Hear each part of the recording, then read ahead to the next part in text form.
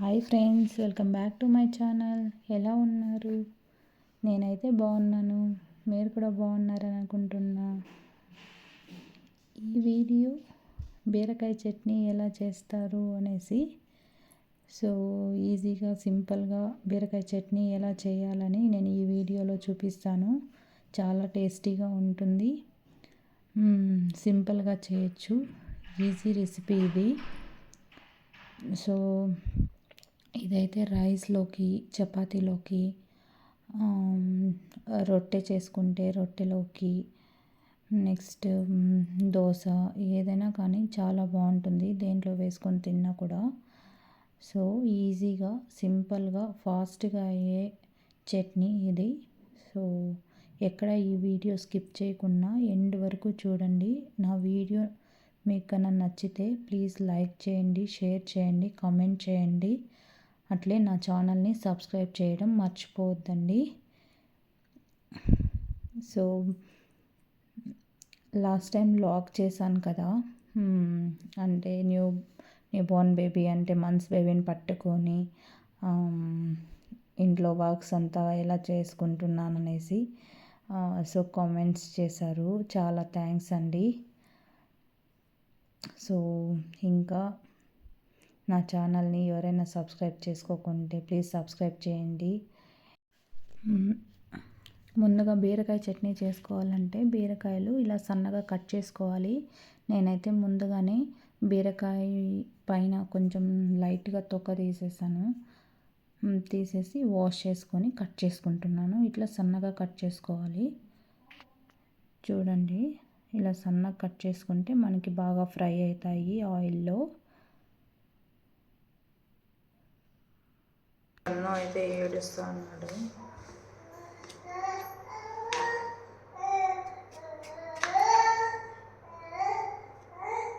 వినిపిస్తున్నాయా పన్ను కూతలు?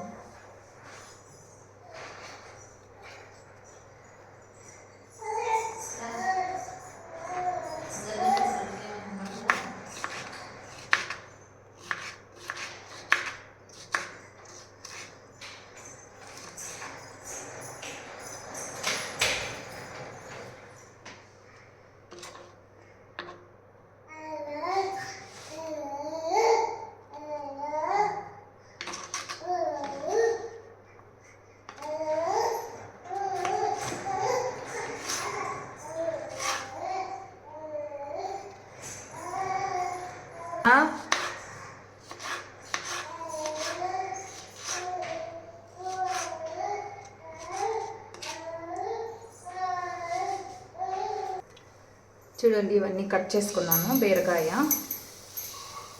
సో ప్లేట్లోకి తీసుకుంటున్నాను. చూడండి, అలా తీసుకుంటాను. సో టమాటాలు కూడా కట్ చేసుకోవాలి. అమ్మ అయితే జొన్న రొట్టె చేస్తుంది. గుల్బర్గా సైడ్ వాళ్ళు అయితే ఎప్పుడు జొన్న రొట్టెలు ఎక్కువ తింటూ ఉంటారు. మనమైతే వైట్ రైస్ అని డైలీ వైట్ రైసే. వాళ్ళు వైట్ రైస్ అంటే ఒక 15 డేస్కో 20 డేస్కో ఒకసారి చేసుకుంటూ ఉంటారు. హెల్త్కి మంచిదనేసి జొన్న రొట్టెలు చేస్తూ ఉంది అమ్మ.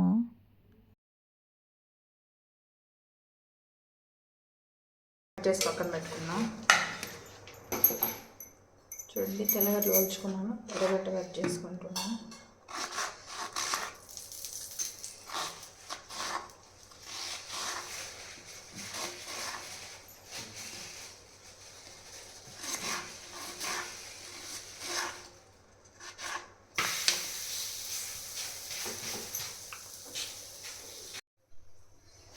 ప్యాన్ పెట్టుకున్నా. ఇప్పుడు మనం కట్ చేసుకున్నవన్నీ ఫ్రై చేసుకోవాలి. ఆయిల్ వేసాను. ఆయిల్ కొంచెం వేడైన తర్వాత సో మనం ఇవి వేసుకోవాలి.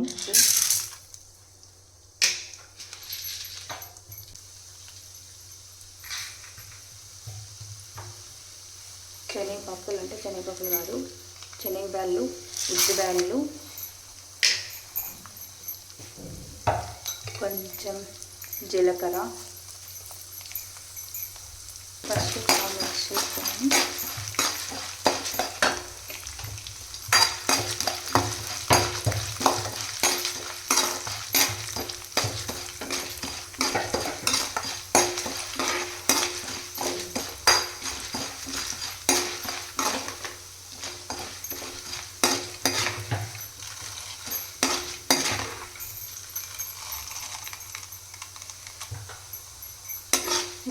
బాగా ఫ్రై అయిన తర్వాత ఎర్రగడ్డలు,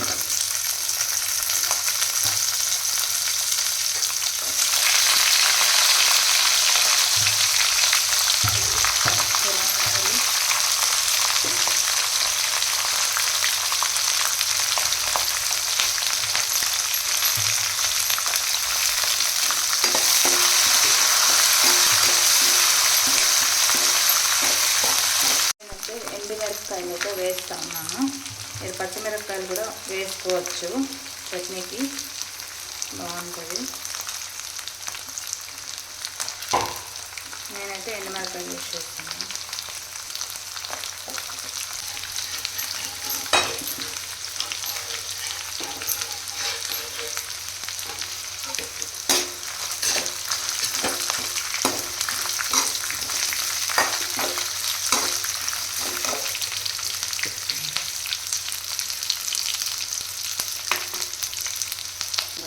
బీరకాయలు వేసి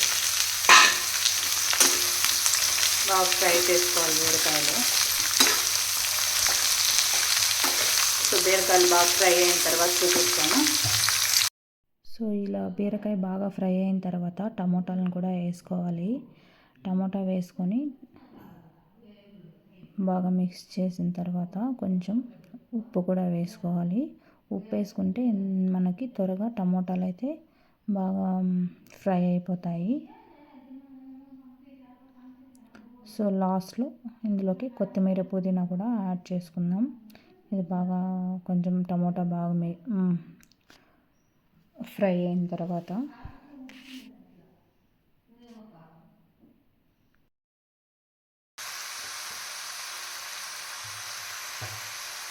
2 మినిట్స్ మూత పెట్టేస్తాను. 2 మినిట్స్ తర్వాత చూపిస్తాను. చూసారా బాగా ఫ్రై అయిపోయింది. ఇందులోకి కొత్తిమీర, పుదీనా కొంచెం వేయాలి. సో ఇదంతా చల్లారిన తర్వాత మిక్సీకి వేసుకొని తర్వాత చూపిస్తాను. కింద పెట్టిన చల్లారడానికి. చూసారు కదా, కొంతసేపు చల్లారిన తర్వాత మిక్సీకి వేసుకోవాలి. మిక్సీకి వేసుకున్న తర్వాత నేనైతే ఒక పాన్ తీసుకొని ఇందులో తిరగబాతు పెట్టుకోవడానికి ఆయిల్ అండ్ సాసులు, ఆనియన్స్, కరివేపాకు యాడ్ చేసి కొంచెం బాగా ఫ్రై అయిన తర్వాత చట్నీ వేస్తాము. చట్నీ కాలేదు.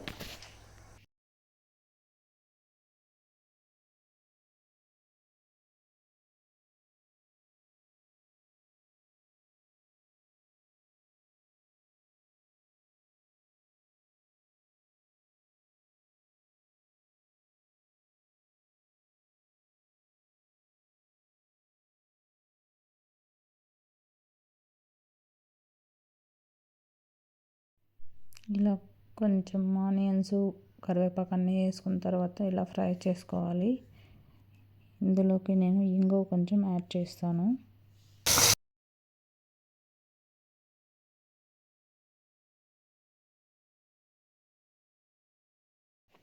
పసుపు కూడా కొంచెం యాడ్ చేసుకోండి,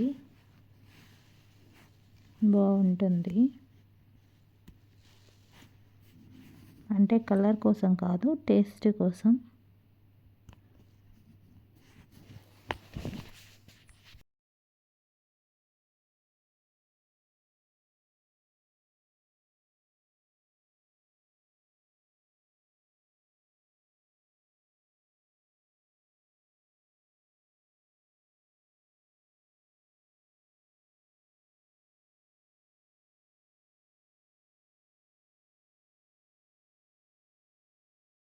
చట్నీ అయితే రెడీ అయిపోయింది. చూడండి, మీకు వాటర్ కావాలంటే వాటర్ కూడా కొంచెం యాడ్ చేసుకోవచ్చు. లేదు అంటే అలానే వాటర్ వేయకుండా కూడా వేసుకోవచ్చు. నేనైతే కొద్దిగా అంటే మిక్సీలో కొంచెం చట్నీ అలానే ఉండిపోయిందనేసి దానికి కొంచెం వాటర్ యాడ్ చేసుకొని వేసాను అంతే. సో చట్నీ అయితే చాలా బాగుంది.